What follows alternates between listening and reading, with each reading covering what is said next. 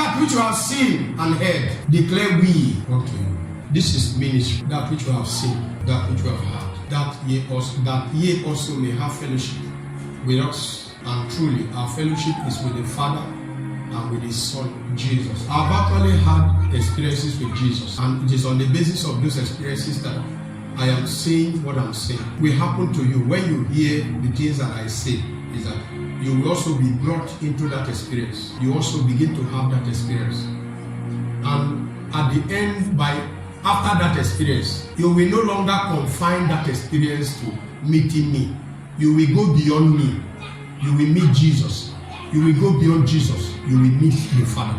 If you are brought into that sphere of fellowship, you will meet with God the Son. You will meet with God the Father. John said, this is how we were made. This is how we became who we are today. The Word of Life. He called it the Word of Life. We want to begin an exploration. We want to explore what the Word of Life means. This word that John called the Word of Life, that they had, they were just with Jesus for 3.5 years. The Bible says Jesus called them that they will be with Him and that He might send them. And they were with Jesus for 3.5 years. If you look at it, the sending was a probability because it's not everybody that gained admission into the university that actually graduated. It's not everybody that passed through the school that the school passed through them. So that's why the sending was a probability. One of them ended up not being sent. Judas, he didn't graduate. His place was taken and given to another. And when we saw the profile of the man that took Judas, even though when Jesus was picking people, he was not picked, but the man didn't give up.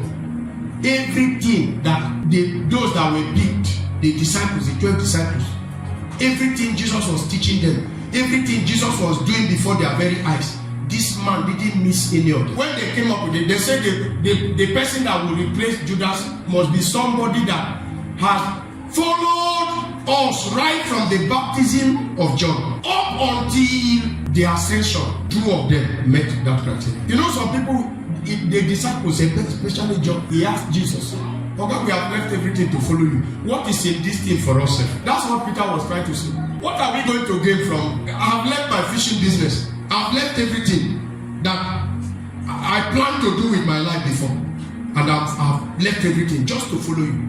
You said you called us to be with you.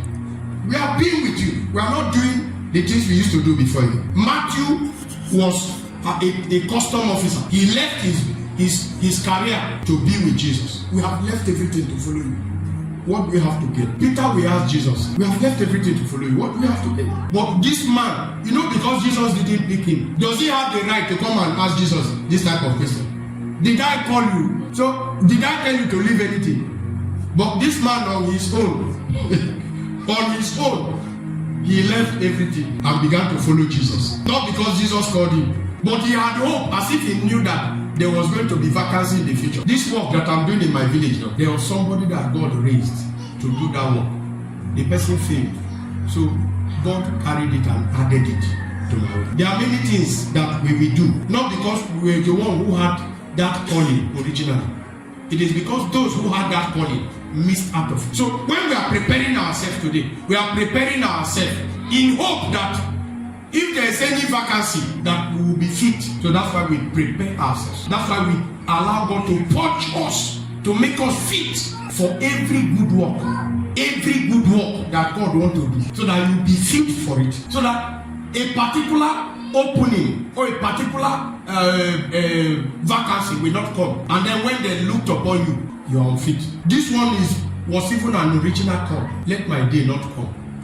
And then by the time they check me, they discover that I am unfit to even fulfill your original call, to even be used to carry out God's original purpose and ordination for your life. So what is there to live for again? What is there to live for?